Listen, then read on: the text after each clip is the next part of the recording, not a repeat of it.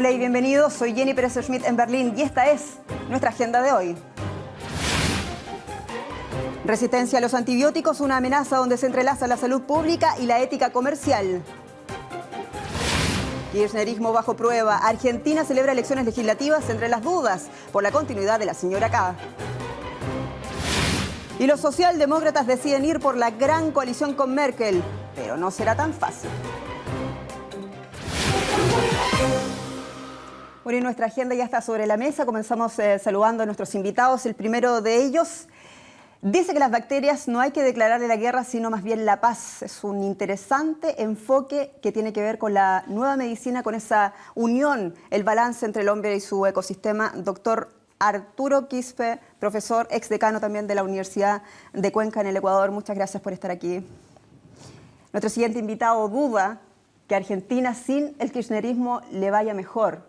Damos la bienvenida a José Luis Pise, quien es abogado argentino aquí en Berlín. Gracias por estar con nosotros. Bueno, y nuestro siguiente y último invitado asegura que el precio que pagarán los socialdemócratas por la gran coalición es mucho más alto que el que va a pagar Merkel. Así son las cosas. Franco Delanone, un gusto, bienvenido a nuestro programa. Franco es doctorante en comunicación política de la Universidad de Berlín y consultor también en comunicación en el Parlamento alemán de la capital alemana. Bueno, Franco, tomando en cuenta los resultados del Congreso Socialdemócrata del pasado domingo, ¿qué tan cerca está Alemania de una gran coalición? Estamos más cerca. O sea, Alemania está más cerca de la gran coalición. Está en el principio. Decidieron que las negociaciones iban a comenzar. La pregunta es aquí, ¿qué tan cerca está el SPD de seguir cometiendo, me refiero a los socialdemócratas, de seguir cometiendo errores? Porque hasta ahora en la campaña electoral tuvieron varios errores, esto se reflejó en el resultado, perdieron las elecciones, pero ahora empezando o preparando el terreno para las negociaciones de gran coalición, pareciera que siguen cometiendo una serie de errores, ¿sí? o se plantean a sí mismos inconvenientes en el camino. Por ejemplo, al plantear 10 puntos para poner sobre la mesa a la hora de negociar con Merkel. 10 puntos de los que vamos a hablar en detalle enseguida. Franco, disculpa, pero también quiero preguntarle a ustedes desde el punto de vista Arturo, José Luis, desde el punto de vista desde Argentina, Ecuador, ¿cómo se ve la posibilidad que nos enuncia Franco un poco de que un próximo gobierno de Angela Merkel sea un poco más hacia el centro, si se quiere, más hacia el centro-izquierda en los próximos años aquí en Alemania? Bueno, el mundo actual creo que exige de consensos. Requiere diálogos y requiere integraciones. Creo que las exclusiones deberían considerarse un tema del pasado. Si miramos así, pienso que en ese ámbito debería enfocarse también la situación. José Luis. Pues a mí me parece también que una coalición con el SPD puede ser, creo, a mi modo de ver, un poco más productiva que la que fue con el FDP, ¿no? O sea, el hecho de que no estén más los liberales en el Parlamento, que no tengan representación parlamentaria y puedan acceder a una coalición que gobierne el motor europeo, me parece que ya es un avance. Ahora, con quién lo haga, yo supongo que será con el SPD, ¿no? Están todos ya los verdes dijeron que no, y no existen otros partidos que puedan pactar con por lo menos es la opción que más le CDU, gusta a los ¿no? alemanes también, y bueno, desde luego los políticos no quieren decepcionar, no a ese nivel.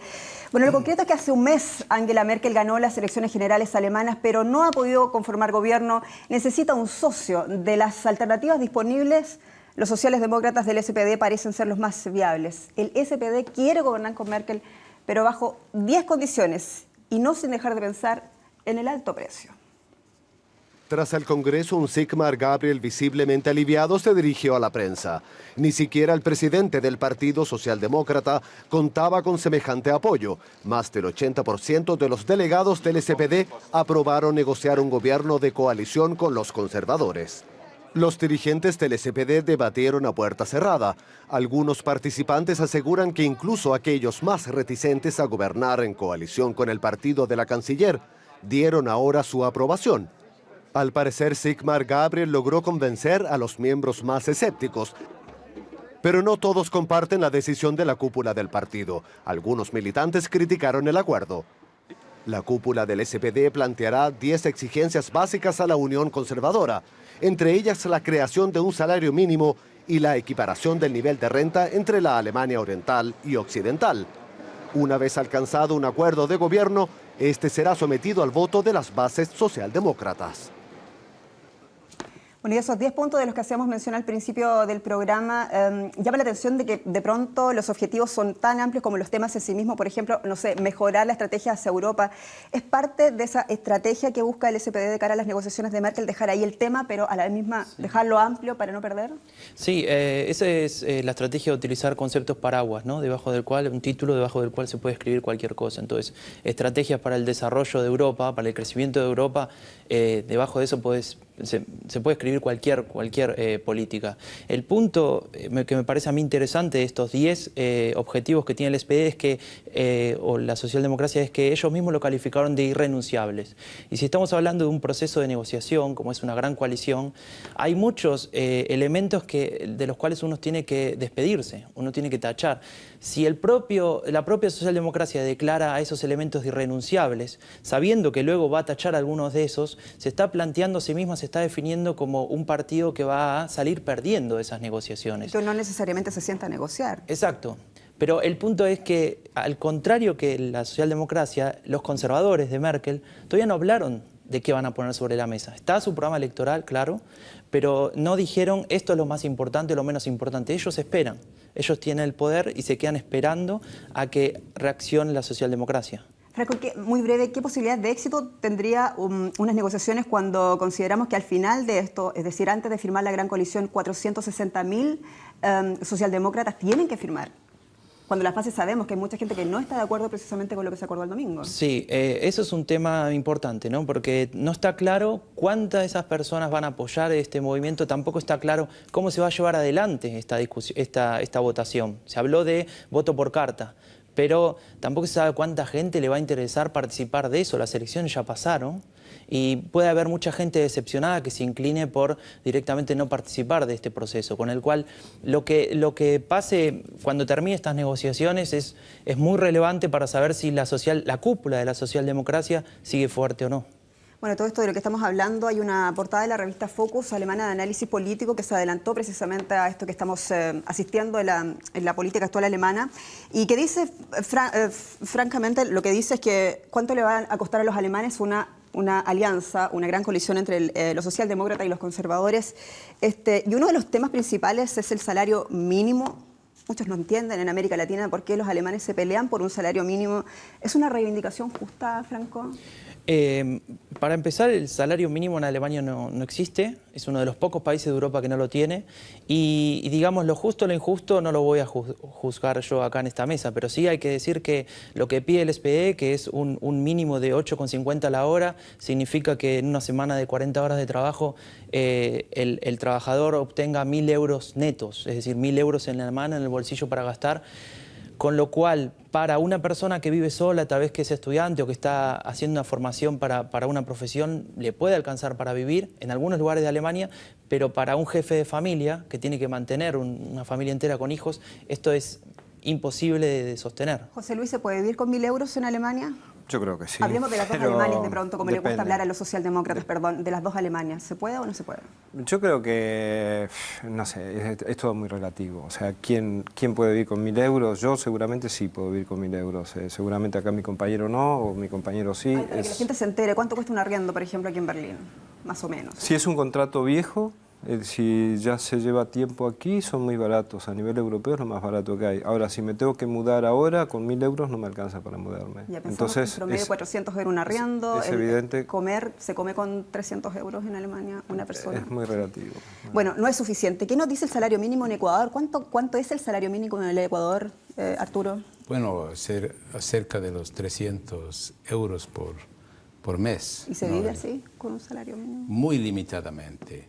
Y en Ecuador todavía un alto porcentaje de la población, alrededor del 20%, tiene salarios que están muy por debajo de los 300 euros mensuales. Por lo tanto es un debate igual instalado. ¿Cómo no? ¿Y en Argentina existe a todo esto salario mínimo? Sí, hay un salario mínimo, está fijado desde agosto de este año hasta diciembre en unos 3.300 pesos argentinos.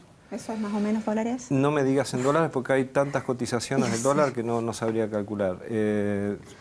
Yo tengo entendido, y no soy experto en la materia, pero que en toda Latinoamérica, si hacemos un promedio, es el salario mínimo más alto de Latinoamérica. Franco, lo que dicen los conservadores es que esto aniquilaría la economía si se instaura este salario mínimo y sobre todo se aniquilaría, quiero decir, la parte más productiva de la economía, que es las exportaciones. Sí, lo que dicen en realidad los conservadores es que este salario mínimo llevaría a eliminación de puestos de trabajo, ¿no? Porque para muchas empresas sería muy caro contratar gente. Tendrían que subir los costos, digamos, de estas empresas. El tema es que ahí nos damos cuenta que el salario mínimo es básicamente una lucha ideológica. Mientras que los conservadores argumentan esto, entonces se ponen de alguna forma del lado de los empresarios. La socialdemocracia y los partidos de izquierda, hablando del salario mínimo, están diciendo que los puestos de trabajo que en realidad se eliminarían son puestos de trabajo muy precarios. Son personas que ganan muy poco por mes, por lo que hablábamos recién, esto de gente que gana, por ejemplo, 500 euros por mes, lo cual ya sí estaríamos hablando de una renta realmente baja, ¿no?, para vivir en Alemania. El contraargumento de los conservadores para esto,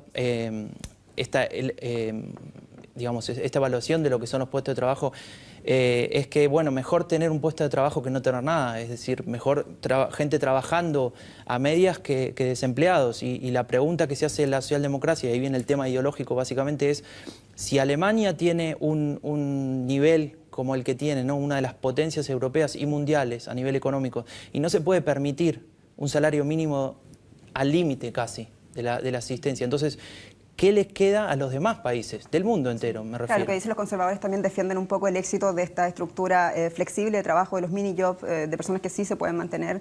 Y ahí hay posturas, por supuesto, a ambos lados del conflicto. Quiero hablar un poco de política exterior alemana. ¿Qué va a cambiar o qué cambiaría con una canciller Angela Merkel, con un socio de gobierno socialdemócrata, por ejemplo, en temas de la crisis de Europa? ¿Sería menos austera, menos dura Merkel? El tema de Europa durante toda la campaña electoral fue un tema tabú. Nadie se animaba a hablar de él porque como decimos en Argentina, no sé si se entiende el concepto, es un tema piantavotos. Piantavotos en el sentido de que los votos se van ante cualquier tipo de enunciación que se haga sobre el tema. Si vamos a lo concreto, el SPD, al margen un poco del tema del conflicto real europeo, habló un poco de reformar el sistema financiero, de aplicar impuestos a las transacciones, y eso es uno de los puntos que tienen sobre la mesa en esta lista de 10 que veníamos hablando. Pero si tenemos en cuenta lo que pasó en los últimos 4 años, el SPD, la socialdemocracia y los conservadores trabajaron juntos en temas europeos. Es decir, los socialdemócratas le hicieron el juego a Merkel en muchas decisiones a nivel europeo, con lo cual... Pero no estaba la coyuntura actual. Ahora las cosas son distintas. No estaba la coyuntura actual, pero tampoco veo, por ejemplo, en estos 10 puntos, que la socialdemocracia demande cambios realmente estructurales que lleven a Europa hacia otros horizontes, más que nada hablando de los países del sur de Europa, ¿no?, que son los que más sufren esta crisis. Arturo, ¿cómo lo ves tú? José Luis, disculpa. Para mí es medio como reescribir el pasado, o sea, ya esta grosa coalición, la gran coalición ya pasó. Entonces, hacer política ficción de estos próximos 4 años, si nos fijamos lo que fue la coalición antes de la unión entre conservadores y liberales, independientemente de la crisis actual europea, ya te digo, me parece es reescribir lo que ya ocurrió. Entonces no le veo, digamos, el motivo de tantas dudas. Sé que el SPD va a ser la fracción minoritaria, la que más va a perder para acompañar al partido que ha ganado con mayoría casi absoluta. Entonces, y de cualquier manera creo que es la única coalición lógica que hay en este José momento. Luis, lo que más cuesta en todo esto es un poco también, lo señala la prensa alemana ampliamente, es el temor que tiene el SPD de las lecciones del pasado, ¿no? ¿Qué tan difícil debe ser gobernar con Angela Merkel? Dicen que todos los que gobiernan con ella terminan muertos políticamente. Pasó con el SPD, con la primera coalición hasta el 2009 y después con los sociales liberales, los socios liberales, quiero decir. Sí, en la prensa se estuvo hablando en los últimos días del efecto viuda negra, ¿no?, que es un poco demasiado gráfico casi, pero es bien claro, ¿no? Los que gobernaron con Merkel hasta ahora, desde 2005 hasta el 2013, fueron borrados del mapa político de alguna forma. En el 2009, luego de la gran coalición SPD y CDU, el SPD, la socialdemocracia, sacó el peor resultado de su historia desde la Segunda Guerra Mundial. Luego, en la segunda coalición, esta vez Merkel con los liberales, con el partido FDP, en el 2013 los liberales sacan un resultado que los deja fuera del Parlamento por primera vez en su historia también. Es un liderazgo muy marcado, es un liderazgo también como el que pasa, por ejemplo, en la Argentina, guardando las diferencias del caso, como el que pasa en Ecuador con Rafael Correa. Es difícil hacer política con un liderazgo tan grande como de las personas que estamos hablando? Es muy difícil comparar y las comparaciones siempre resultan odiosas históricamente y en casos de liderazgos tan fuertes mucho más. O sea, en Argentina, o sea, no creo que haya un político o política que pueda estar a la altura de quien en este momento gobierna la República. Independientemente de lo ideológico, de las simpatías, de los odios que suscita, que son muchísimos. O sea, suscita tanto odios como simpatías. Creo que es una equidistancia horrenda, ¿no? O sea, yo lo que he escuchado, por ejemplo, se habla de las libertades de prensa, libertad de expresión, los comentarios de lectores en medios, por ejemplo, opositores al gobierno, lo que se dice es horroroso y lo que no se dice, pero lo que en realidad se está contando es que es una mujer que despierta tantas pasiones que supongo que como en el caso de Merkel, obviamente aquí los alemanes son menos pasionales y no creo estar diciendo algo nuevo, que como somos los latinos o los argentinos, ¿no? Pero, perdón, si me Está bien. extendí. ¿Qué pasa con el caso del liderazgo de Rafael Correa en el Perú en ese contexto? En el Ecuador.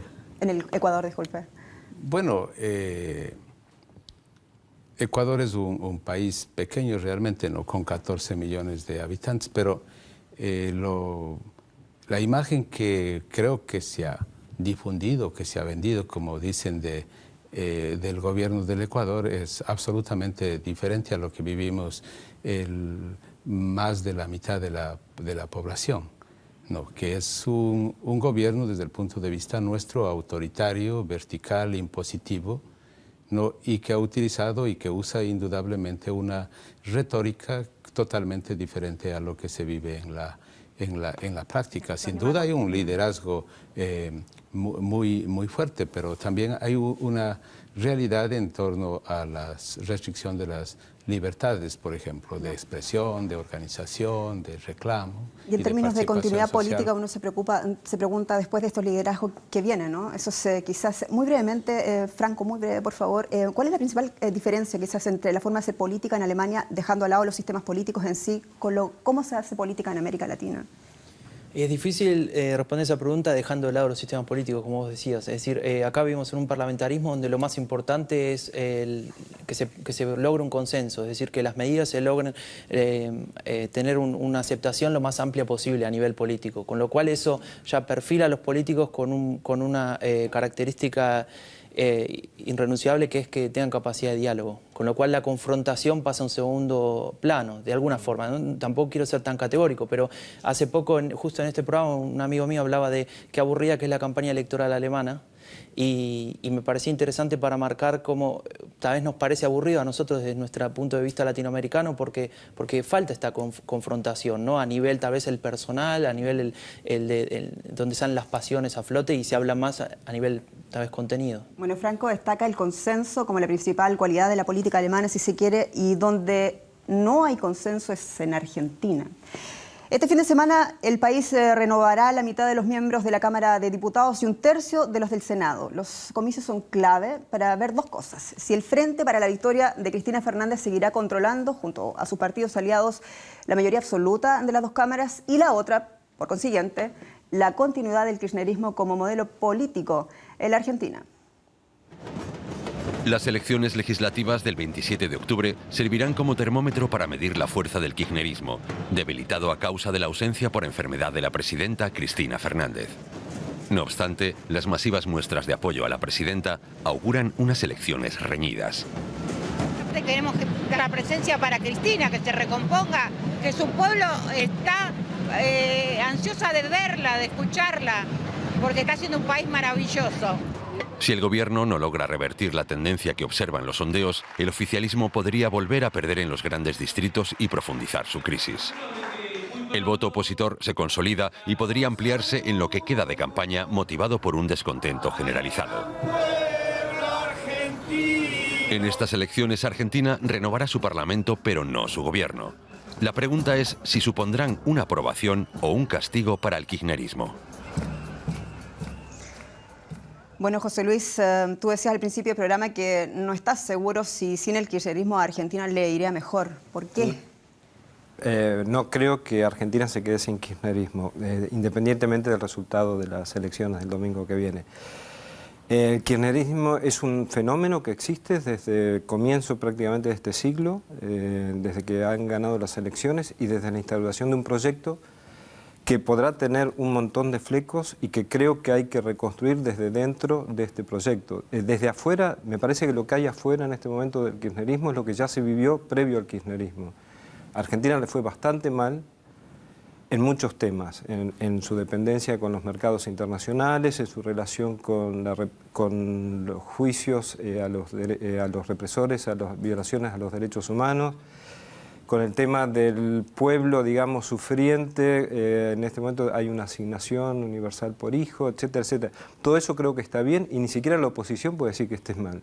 O sea, porque ahí sí coincido acá con el amigo que sería demasiado piantavotos hablar de políticas, digamos, tan de derecha y neoliberales como las que se vieron antes de la llegada de los Kirchner al Pero cuando tú poder. dices afuera, ¿a qué te refieres? ¿A los no peronistas? No, es que el peronismo existe desde la mitad del siglo XX y hasta ahora sin relación de continuidad, es decir, es todo peronismo en Argentina. Es que te lo pregunto porque esa es la peculiaridad quizás de la política argentina, que todos los que tienen posibilidades de llegar al poder están dentro de un mismo partido, el peronismo, incluso el cristinismo o el kirchnerismo, como se quiera llamar.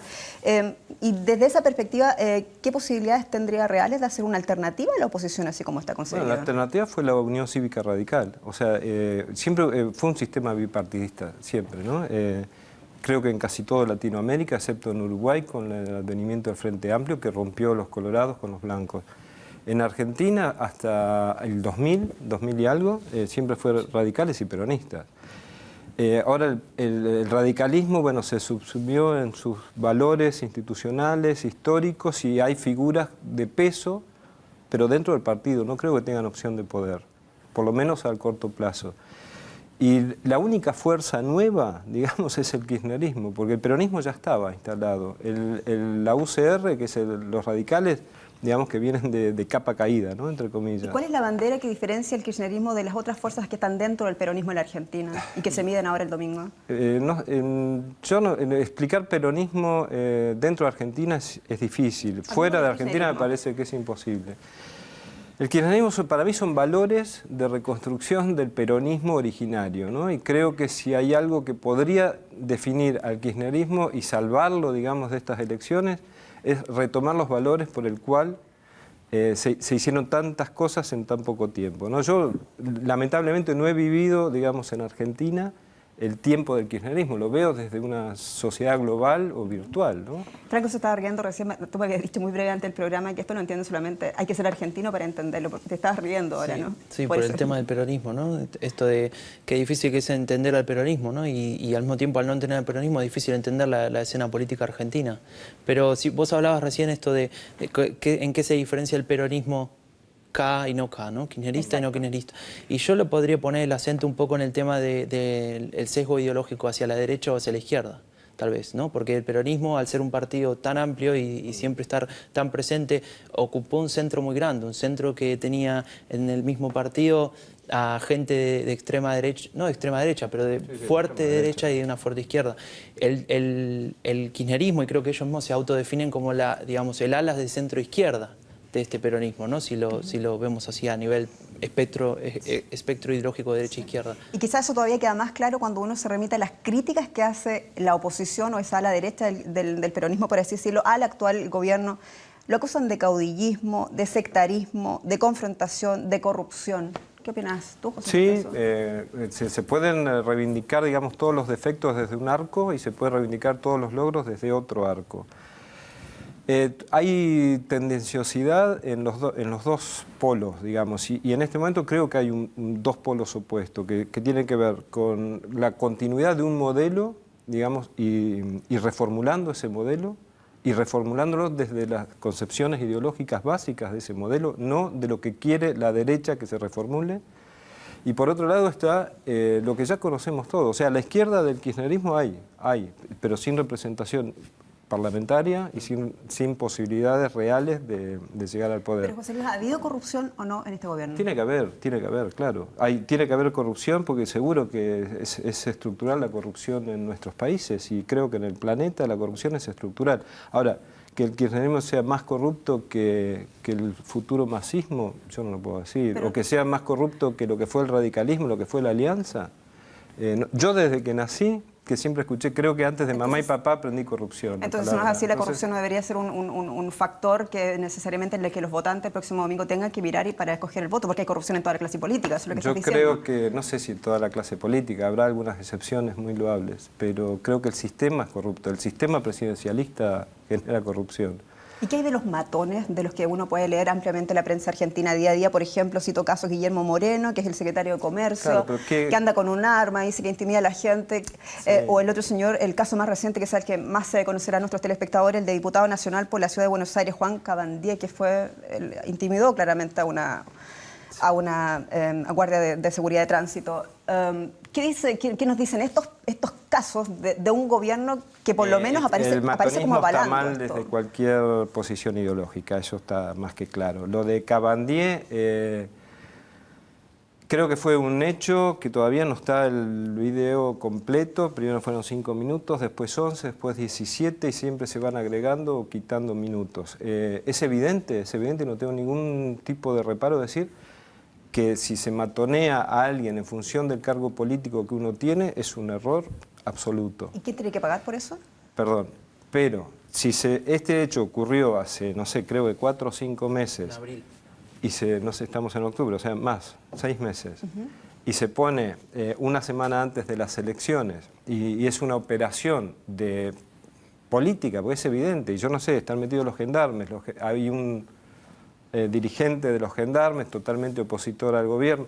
No sé quién lo armó, quién lo orquestó. De cualquier manera está muy mal y no voy a reivindicar a Cabandier, ni mucho menos en este sentido, pero toda la lucha y todo lo que significa Cabandier no es, en este momento, matonear a un agente de tránsito que, con perdón de la expresión, ya se despelotó a la media hora en los medios de comunicación opositores y ya creo que hay fotos supuestamente hot. Pero independiente que obedezca a una maquinaria opositora, como tú dices, sí, o independiente que salga 4 meses después, justo ahora, una semana antes de las elecciones, ¿no? Sí. ¿No le quita gravedad el tema? Yo creo que tiene toda la gravedad que tiene, pero si tapamos, digamos, con esa gravedad todo lo que significa la lucha de los derechos humanos, los desaparecidos, ser hijo de desaparecido, que no es un mérito del señor Cabandier ser hijo de desaparecido, pero bueno, es una historia muy pesada, ¿no? Y de cómo reconvirtió esa historia para llegar a donde está. Que haya actuado en función de su poder político y haya reprimido a una señorita que le intentaba poner una multa, que yo en realidad no sé, porque yo no vi los 17 minutos de este video. Tenemos poco tiempo, tengo que hacer una pregunta de uno de nuestros tuiteros. Hemos recibido un montón de mensajes, pero bueno, por tiempo siempre se nos hace. Bajo la alfombra, desde Buenos Aires, pregunta: un régimen que afecta a la libertad de prensa y también de la independencia de poderes, ¿cómo transparenta la campaña? ¿En quién creer? ¿En quién creer? Hay que leer todo el arco mediático, no solamente quienes dicen que hay libertad de expresión y quienes dicen que se atenta contra la libertad de expresión.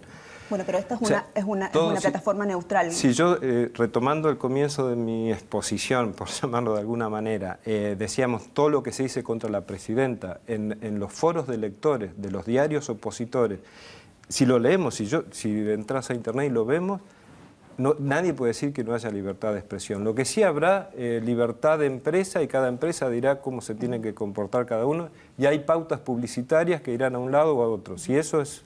Entonces es otra discusión. Franco, ¿en quién creer? Es que es difícil, ¿no? Responder a esa pregunta, porque los medios de comunicación, como dice él, tienen un interés económico detrás, ¿no? Y ese interés económico muchas veces tiene que tener una representación a nivel político. Entonces, las noticias y la interpretación de los hechos noticiosos tienen esta lupa de los medios, con lo cual le podés creer o no a un medio más o menos en función de que sepas desde dónde está hablando ese medio, desde dónde está posicionado ideológicamente. Es decir, un medio de comunicación que uno sabe que tiene una posición contraria al gobierno tendrá que ser leído desde ese punto de vista y saber que este hecho está siendo interpretado con esa lupa. Es un verdadero desafío para las personas que tienen que informarse necesariamente para emitir el voto, sobre todo este domingo. Muy breve, ¿qué pasa después de Cristina Fernández? ¿Sigue el kirchnerismo? ¿Termina? Sigue Cristina breve. hasta el 2015 y después se verá. Es política ficción. Franco. No puede. Y hay, digamos, Cristina debe ocuparse de buscar un sucesor para continuar su proyecto, si es que quiere que este proyecto siga adelante. Interesante. Tenemos que hablar de otro tema también que nos convoca, que es un tema transversal, un tema de salud pública, un tema que nos concierne a todos. El enfoque biomédico hasta hoy nos ha hecho pensar que toda enfermedad se puede solucionar con una medicina, como un antibiótico. Bueno, esa perspectiva nos ha llevado a una guerra contra las bacterias sin sentido y tampoco sin probabilidad de éxito, al parecer. Eso es lo que dicen los expertos de una nueva mirada a un problema que ha puesto contra las cuerdas a la salud pública y también a la ética comercial. El mal uso de fármacos genera miles de muertes al año en Europa y unos sobrecostes sanitarios de hasta 1.500 millones de euros al año, según un informe. Un ejemplo de ello es el abuso de antibióticos. El descubrimiento de la penicilina fue uno de los grandes avances de la medicina moderna. Sin embargo, muchos tipos de bacterias se han vuelto más fuertes y menos sensibles a los tratamientos. Varios estudios apuntan a que el abuso de estos medicamentos podría estar detrás de este problema. La pérdida de eficacia de los antibióticos pone en jaque a médicos y científicos. Todo un reto para la ciencia en los próximos años. Bueno, ¿cómo es esto, doctor Arturo, esto de declararle la paz a las bacterias? ¿Qué pasa si en medio del armisticio me dan a mí de baja? Bueno, se trata en realidad de reconocer que el problema de la resistencia a los antibióticos no es un problema médico per se, no es un problema solo de los profesionales de la salud. Es un problema social, es un problema político, es un problema económico, es un problema que directamente relacionado con una forma de pensar, de sentir, con una visión en definitiva inclusive del desarrollo humano mismo. Y según su opinión, ¿de dónde viene este abuso, sobreabuso de los antibióticos? ¿Un tema cultural o también hay un tema comercial, de ética comercial ahí en medio? Bueno, por un lado hay que reconocer la predominancia del modelo biomédico centrado absolutamente en una visión antropocéntrica de pensar y de sostener y de creer que el hombre es los seres humanos somos dueños de la naturaleza y que lo importante es solamente la vida humana, sin comprender o sin reconocer en la práctica que la vida humana depende esencialmente también de la vida de las plantas, de la vida de los animales y del respeto y de la necesidad de vivir en armonía con las otras formas de vida. Y dentro de ello,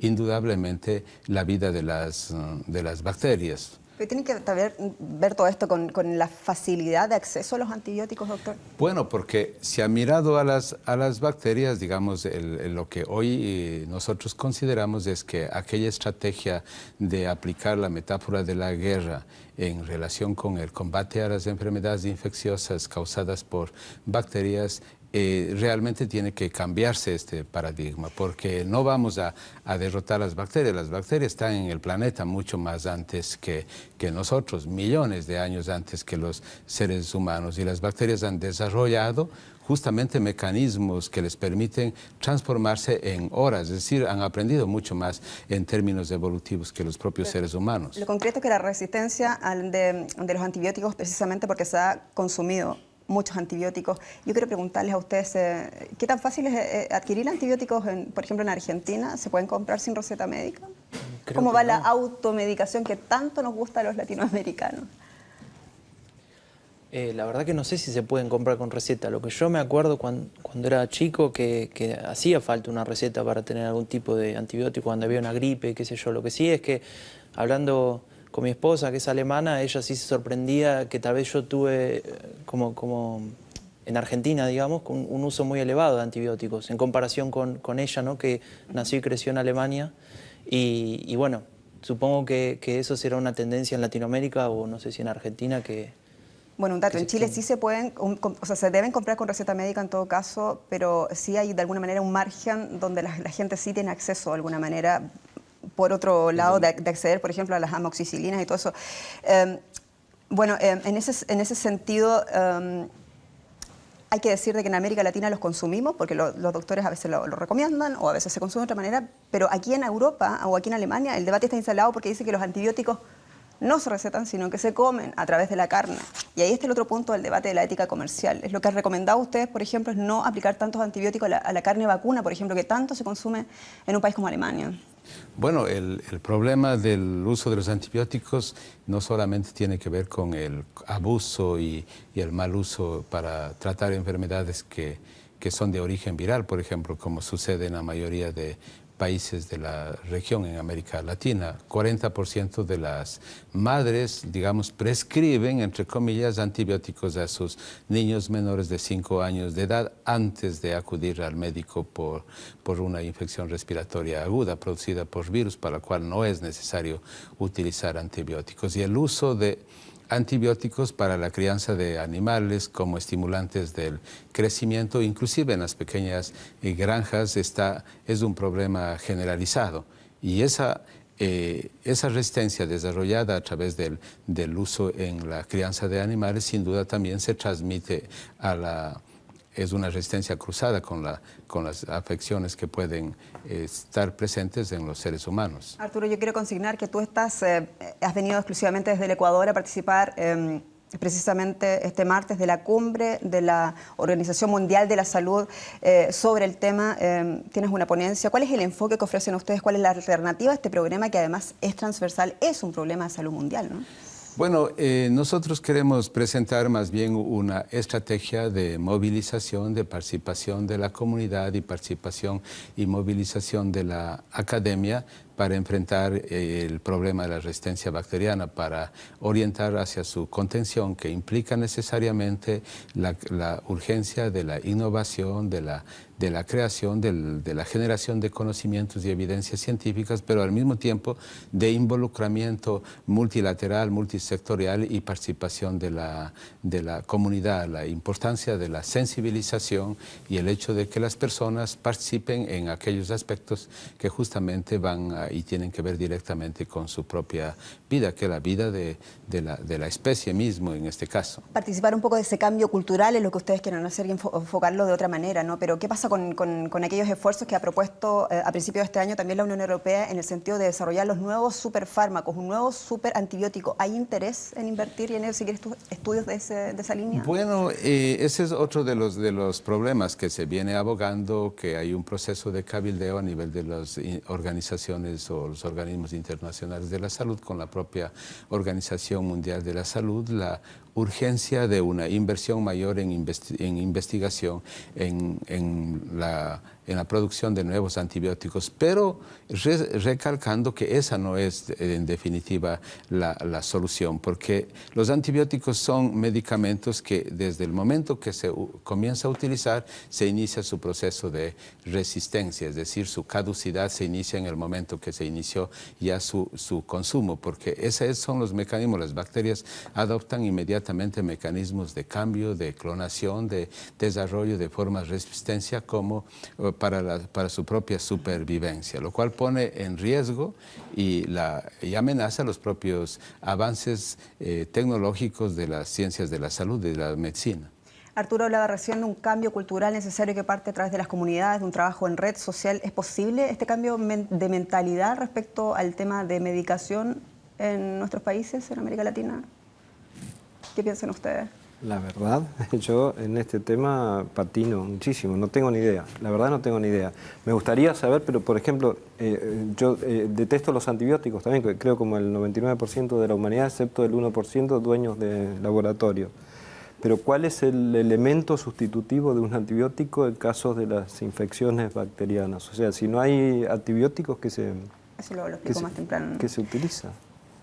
Bueno, pero justamente ese es uno de los conflictos, ¿no? El hecho primero de que el uso de los antibióticos tiene que estar restringido exactamente a aquellas afecciones en las cuales se requiere utilizar antibióticos, como bienes públicos, digamos. Deberíamos cuidar a los antibióticos como bienes públicos y como derechos que tenemos todos los seres humanos. De ahí que hay que custodiar, hay que guardar, hay que monitorizar y hay que preservar los antibióticos para las generaciones presentes, pero también para las generaciones futuras. Arturo, muy breve, tengo una pregunta de uno de nuestras tuiteras, Marcela Fernández, desde Guatemala nos pregunta, dices, yo soy resistente a los antibióticos, ¿qué debo hacer?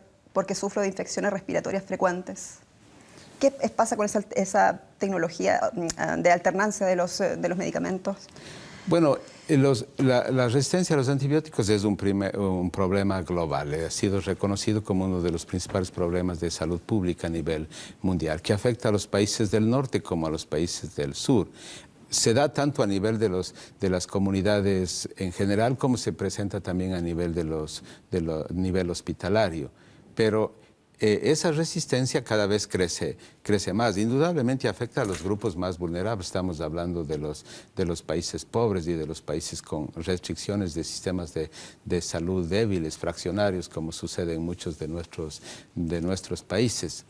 ¿Y qué hace la señora? ¿Tiene que probar con un antibiótico distinto? ¿Tiene que olvidarse los antibióticos? Bueno, hay que ver si realmente requiere los antibióticos, porque ya decíamos, las infecciones respiratorias agudas, el 95-97% de esos procesos de infecciones respiratorias agudas que cursan con fiebre, con tos o con secreción nasal, son exclusivamente de origen viral, donde los antibióticos nada tienen que hacer. ¿Y qué tendría que hacer ella? ¿Ir a un estudio, a un laboratorio que le estudie la sangre? ¿Qué es lo que debería hacer concretamente? Se requiere realmente primero política pública, pero se requiere también la decisión individual de no presionar al médico para la prescripción de antibióticos, porque en varios de nuestros estudios lo que hemos observado también es que la población tiene la credibilidad o cree que todos los problemas de infecciones se tienen que resolver con antibióticos y por lo tanto presiona al médico, presiona a la comunidad científica hacia la prescripción de un antibiótico o hacia